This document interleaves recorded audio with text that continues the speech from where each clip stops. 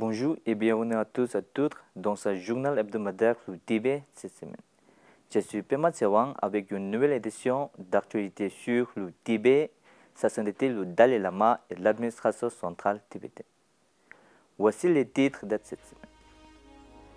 13 experts des Nations Unies demandent à la Chine de mettre fin aux violations commises à Delgé au Tibet. La communauté Memba et les Tibétains célèbrent le 90e anniversaire de sa sainteté le Dalai Lama en présence du ministre en chef de l'Arunachal Pradesh, Pema Khandu. Début de la 8e session du Parlement tibétain en exil. Sejong Pemba Tsering assiste au 40e anniversaire du rétablissement de l'Association des femmes tibétaines en exil. Sejong Pemba Tsering souligne l'importance du Tibet dans le monde à l'Université internationale Symbiosis à Puné.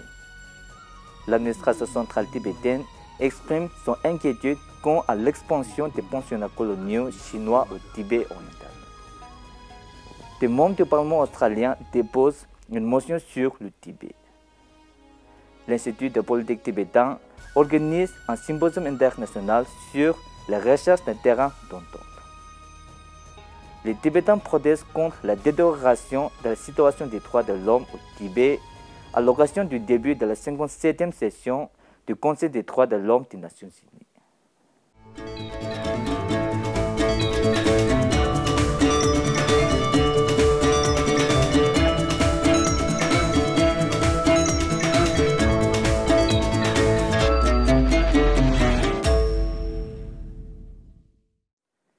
Treize titulaires de mandat au titre des procédures spéciales des Nations Unies ont adressé une lettre de communication au gouvernement chinois dans laquelle ils expriment leurs vives inquiétudes face aux violations généralisées et à la répression des Tibétains qui s'opposent à le centre hydroélectrique de Kamto dans le comté de Delgé au Tibet. La communication conjointe signée par 13 experts indépendants des Nations Unies a été publiée le 8 juillet 2024 et rendue publique le 6 septembre. Une communication conjointe similaire a également été adressée au Huadan Jinsha River Upstream Hydropower Development Corporation Limited, une filiale de l'entreprise publique China Huadan Corporation Limited qui participe à la construction du barrage.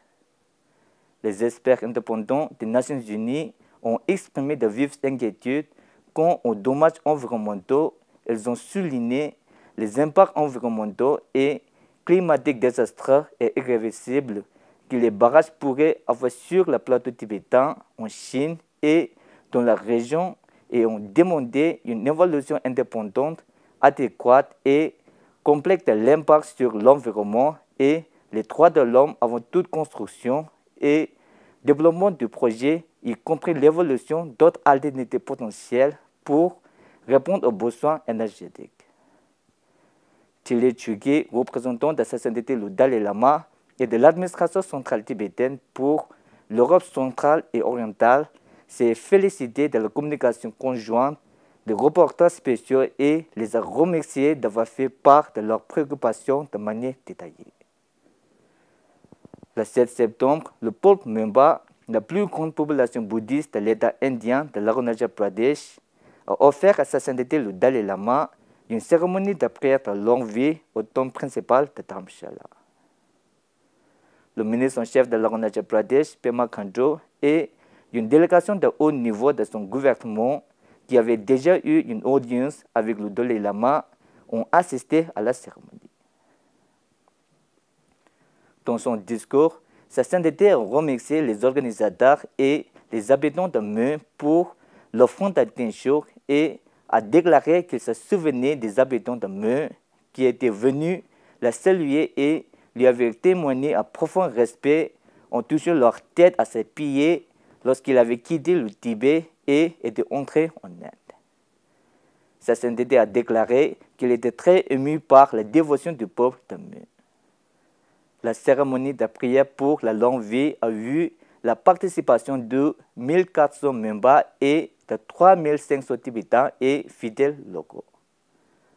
Après l'achèvement de la prière de longue vie à Tuglakan, la communauté Memba de l'Arunachal Pradesh rejoint par les résidents tibétains et les disciples de sa sainteté le Dalai Lama, s'est réuni pour célébrer la confluence de 3 événements auspicieux: le 65e anniversaire du premier enseignement de Dharma de sa sainteté le Dalai Lama aux habitants de Muyur début l'exil de sa sainteté en Inde, le 381e anniversaire de la naissance de Gyawad Seyang Gyatso, le 6e Dalai Lama né à Tawang, et le 90e anniversaire de sa sainteté selon le calendrier lunaire tibétain.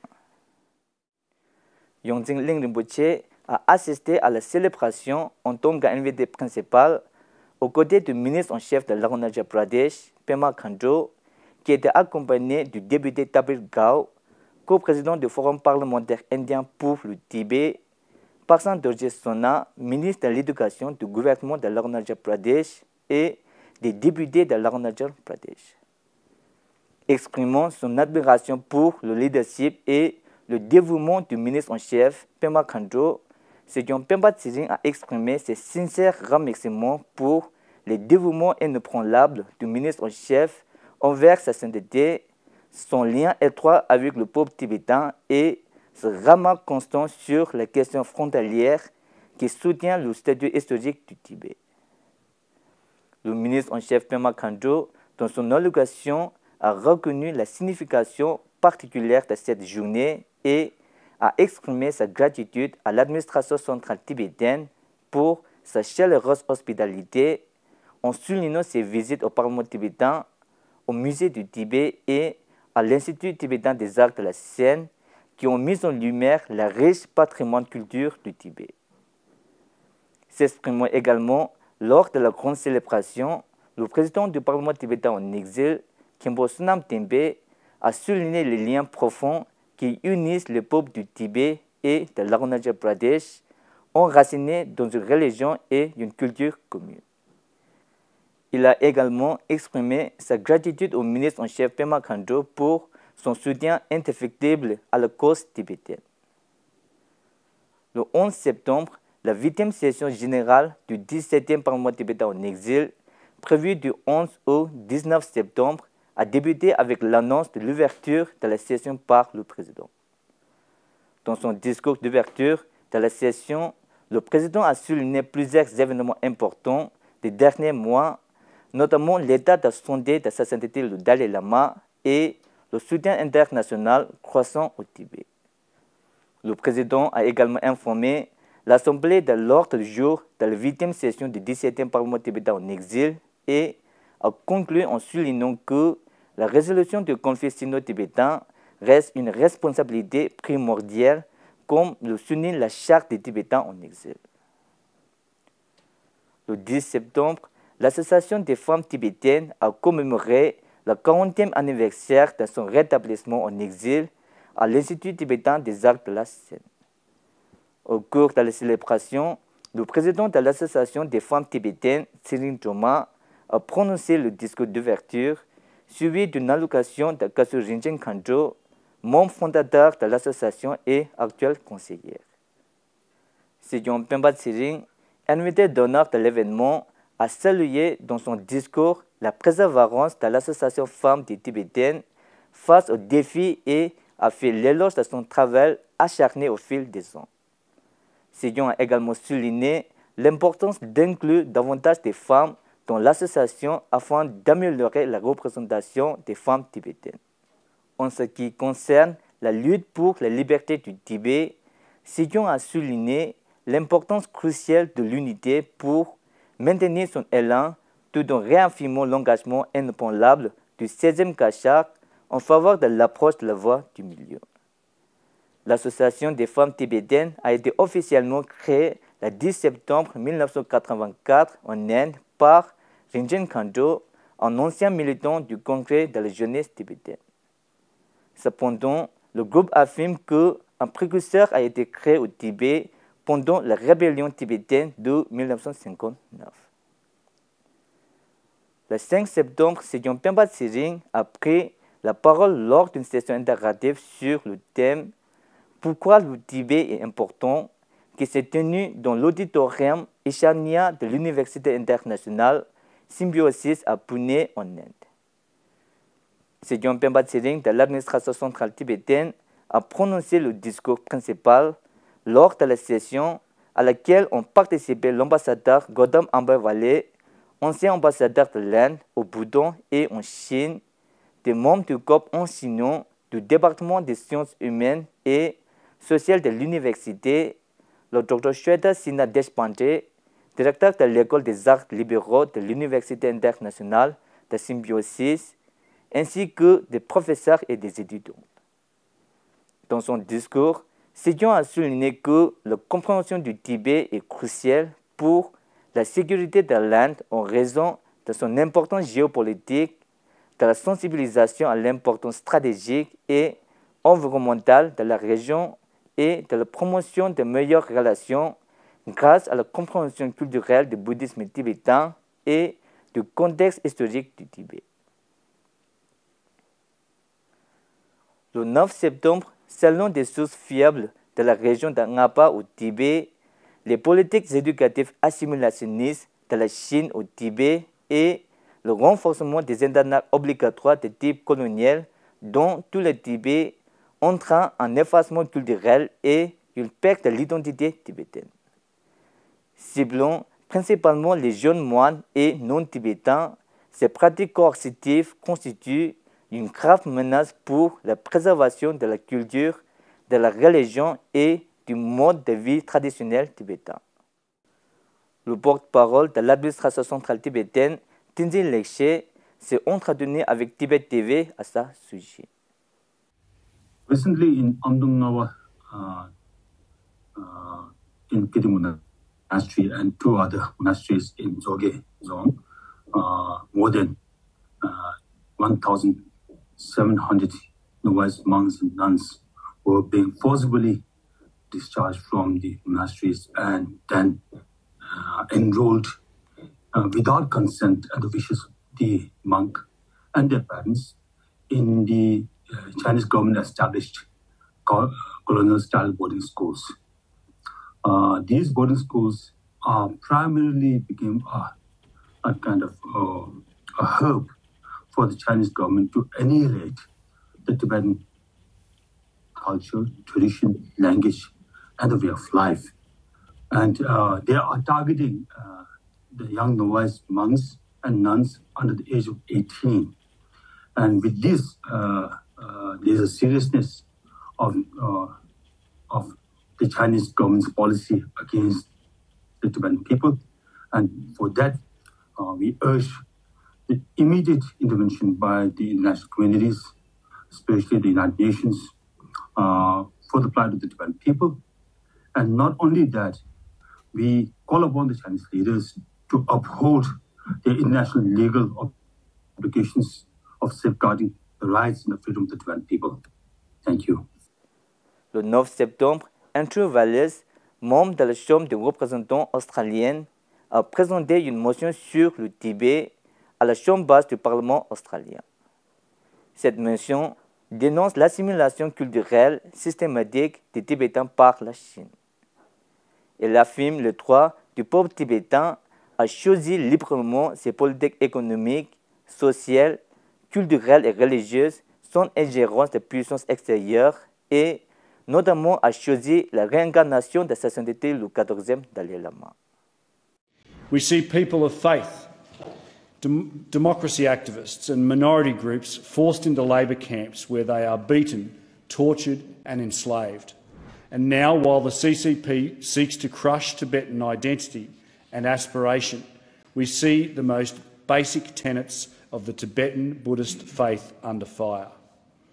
That includes Tibetans' right to political and religious self-determination when it comes to selecting the eventual successor of His Holiness the 14th Dalai Lama. La députée Susan Templeman, coprésidente du Parlement de l'amitié du Tibet, le député Daniel Mulino et le député David Gillespie ont soutenu la motion et parlé de la situation urgente des droits de l'homme au Tibet.